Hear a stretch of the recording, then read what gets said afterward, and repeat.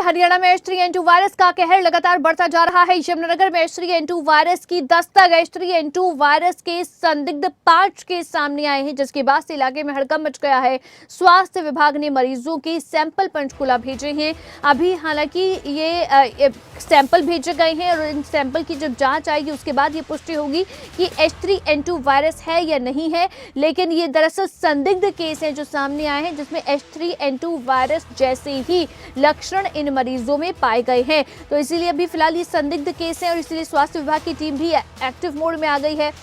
In case के बारे में पता चलने से हालांकि हड़कंप भी मचता हुआ नजर आया, लेकिन फिलहाल सभी के सैंपल पंचकुला भेजे गए हैं, जिनकी रिपोर्ट आने के बाद ही H3N2 वायरस है या नहीं इसकी पुष्टि हो पाएगी। लेकिन अभी इतना है कि H3N2 इन्फ्लुएंजा वायरस के केस जो हैं वो लगातार बढ़ रहे हैं और सभी की चिंता भी बढ़ रही है। स्वास्थ्य विभाग भी पूरी तरह से एक्टिव मोड में है, सरकार खुद एक्टिव मोड में है और पूरी तरह से नजर रखी जा रही है कि प्रदेश में अगर मामले ज्यादा बढ़ते हैं तो किस तरह से इन पर काबू पाया जाना है। पूरी तैयारी फिलहाल की जा रही है।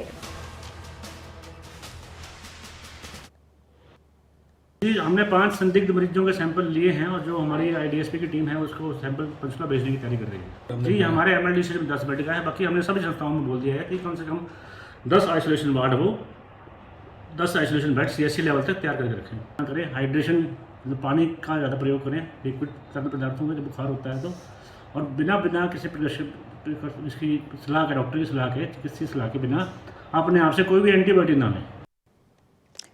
और इसी खबर पर ज्यादा जानकारी के साथ रजनी सोनी हमारी संवाददाता इस समय हमारे साथ फोन लाइन पर जुड़ गए हैं। रजनी, क्या कुछ अभी तक जानकारी दी जा रही है? ये जो संदिग्ध केस सामने आए हैं, क्या इनकी कोई ट्रैवल हिस्ट्री रही है? किस तरह से H3N2 के से ये संदिग्ध जो मरीज हैं ये इससे बीमार हुए हैं? क्या कुछ जानकारी फिलहाल मिल पा रही है इन केसेस को लेकर?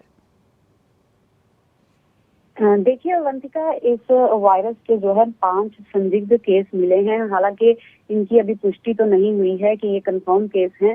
हालांकि इनके सैंपल लेकर पंचकुला भेजे गए हैं, लेकिन जो इनमें लक्षण हैं वही बुखार, खांसी और जुकाम जैसे जो लक्षण है वो इनमें पाए गए हैं और 5 केस जो हैं वो संदिग्ध अभी मिले हैं। हालांकि जो सीएमओ हैं डॉक्टर मंजीत, उनका कहना है कि इन 5 को जो है अभी अंडर ऑब्जर्वेशन रखा गया है और 5 के सैंपल जो हैं वो ले लिए गए हैं, पंचकुला में भेजे गए हैं, क्योंकि यमुनानगर में अभी सैंपलिंग की व्यवस्था नहीं है। और अगर तैयारियों की बात करें तो यमुनानगर जो स्वास्थ्य विभाग है वो पूरी तरह से अलर्ट मोड पर नजर आ रहा है, क्योंकि कोरोना के टाइम पे जैसे जो अलग से वार्ड बनाए गए थे उन वार्डों को दोबारा से खोल दिया गया है। और साथ ही साथ सीएमओ डॉक्टर मंजीत ने ये हिदायत भी दी है कि अगर ऐसे लक्षण लोगों को में नजर आते हैं तो वो खुद से दवाई ना लेकर साथ ही साथ अपने डॉक्टर के पास जन सिविल हॉस्पिटल में पहुंचे और डॉक्टर जो इलाज है वो प्रॉपर किए जाए।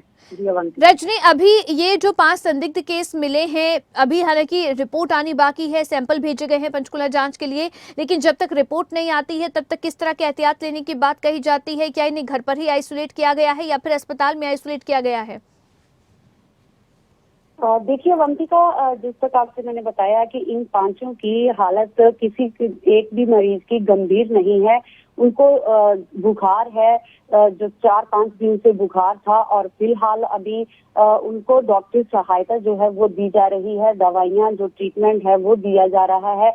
और साथ ही साथ जो स्वास्थ्य विभाग है वो अलर्ट मोड पर नजर आ रहा है। लोगों को अब जागरूक करना उन्होंने शुरू कर दिया है कि भीड़ भाड़ वाले इलाके में अगर जाएं तो जिस प्रकार से कोरोना की हिदायतों का पालन लोग कर रहे थे उसी प्रकार से अब फिर से हिदायत जरूरी है, वो हिदायतें बरतें, लेकिन पैनिक होने की जरूरत नहीं है, सिर्फ एहतियात बरतने की जरूरत है। जी, बहुत शुक्रिया रजनी तमाम जानकारी के लिए।